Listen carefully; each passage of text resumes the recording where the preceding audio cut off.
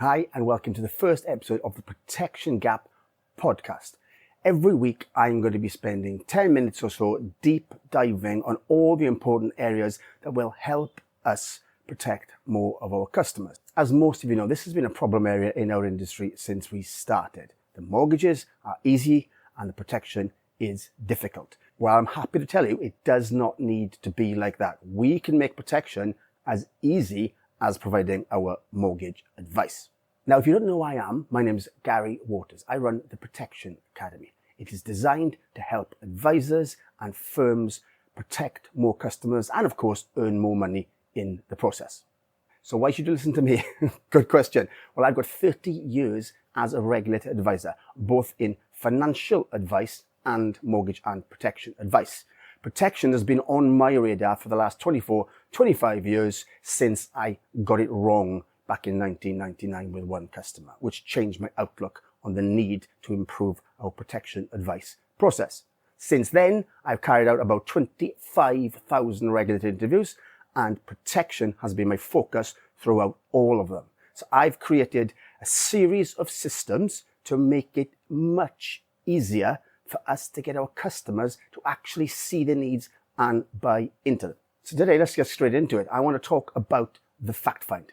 A fact find is often treated as just that, something for gathering facts in order to submit a mortgage. Well, this is easy because we only have to get a certain amount of information to submit the mortgage. No one sells a mortgage. The customer comes to us and asks for the mortgage. So we only need the minimum information required to get the mortgage through. Well, this is not the same with our protection advice. If we've only got the basic facts, we end up just giving quotes to the customer. This is your mortgage. This is how much life cover costs. Do you want it? That's a very transactional process. And as I'm sure most of you know, it doesn't normally end well. So with protection, we need to get far more information that isn't on the fact find. And it's often overlooked, or it actually happens in natural conversation with the customer and we ignore it or don't put value in the information we are hearing and receiving. Now then, why is the fact find so helpful for gathering this extra information? Well, it's the fact find. Customers will tell us anything and everything that we ask them because we haven't given them the only thing they really want, the mortgage submission. If we try and get this extra information after we've submitted the mortgage, which is very common, we have a rapidly diminishing return on the importance of us in our customers' lives because they're off to see solicitors, they're off to IKEA, and they're off buying furniture for the new home. Good luck getting them back in for protection. So the beauty of the tips I'm going to share with you today is that they are easy to implement immediately. And the fact find doesn't even take any longer than it would take now. It's just a far more mortgage and protection based fact find. First of all, make sure you get accurate information on existing cover. How many times have you asked the customer what sick pay they've got and they've said they'd get back to you, or they've taken a guess at it? We all know they're not coming back. And if they guess, we are providing recommendations on information that isn't accurate. And this gives the customer easy wriggle room at the protection presentation because the information we gathered is missing or inaccurate. So the first section to gather the extra information is existing cover with employer. If the customers don't know, or they're guessing, or they promise they'll get back to you, it's really simple. Just say, oh, okay, I understand, but I need that information before I can submit the mortgage. So could you do me a favor and email that to me later because I need the evidence before I can submit the mortgage. If you submit the mortgage and then say, well, you promise you'll get back to me, they won't. So let's use that to our advantage. Because let's be honest, if you did submit the mortgage without obtaining accurate protection, how can you present protection advice to a customer? If you don't know what they've got, you can't tell them what they need. Before you know it, you've just given another customer the biggest debt of their lives, secured against the most important thing they're ever going to own, and they are not fully protected. It's the same for existing plans. If they say, oh, I've got 55 quid a month going to Aviva, I'm not sure what it is, but it's a good one. What good is that? That's no good to us at all. So we need to get documents from them.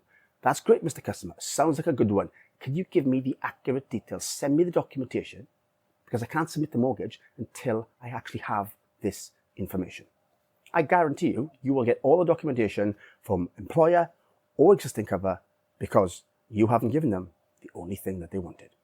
My next tip for today is soft facts, or I like to call them warm facts. They're facts that mean something to the customer and are not on a fact find. So when it comes to things like children's names, don't say how many children do you have and write it down. Ask how many children you got, what are their names? And I would also recommend going in with a follow-up question. Let's say, for example, someone's got a son who's called James, who's 10. Then show interest in the child. Ask natural questions like, oh, does he know what he wants to do when he grows up yet? Has he had any thoughts?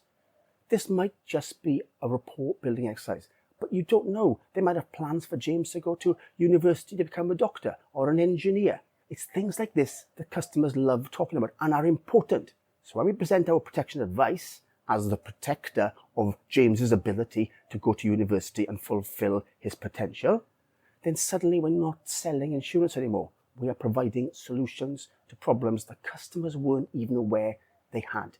Next up, deep dive on things like hobbies and pets. People love talking about these things. If any of you have got a cat or dog, I bet when you're thinking of him now, you've got a big smile on your face. Let's find out more about it.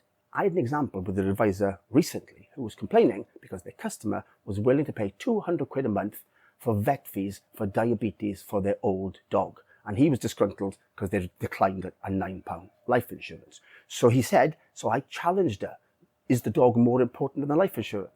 Well, if you've got a dog, you probably would think it's definitely more important to me than the life insurance. So instead of seeing that payment as an obstacle, embrace it. If they're paying that money for that dog, they love the dog. Find out the dog's name. Find out what's wrong with him. Show an interest. Then when we provide our advice for income protection, for example, and we say, look, not only will it pay your mortgage, pay the bills, but it'll also make sure that you can continue to afford to pay for Fido's vet fees, because I know that's important to you. Once again, we're not selling insurance anymore. We are providing solutions to problems that customers didn't know they had. Once we start selling to the heart, not the head, customers will stop looking at cost and start thinking of benefit to them. Now, many of you might be thinking, well, I don't do a fact find. I email it to my customer and they fill it out. It's modern times and it saves time.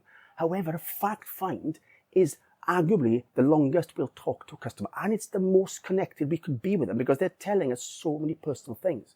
So if you do use an automated fact find, when you get it back, use it as a reason to go back through it. I understand you filled it out, but there's a lot more I need to go through so I can get a better picture of who you are, Mr. Customer, and what's important to you. Then you go back into the fact find and ask the same questions I've just suggested.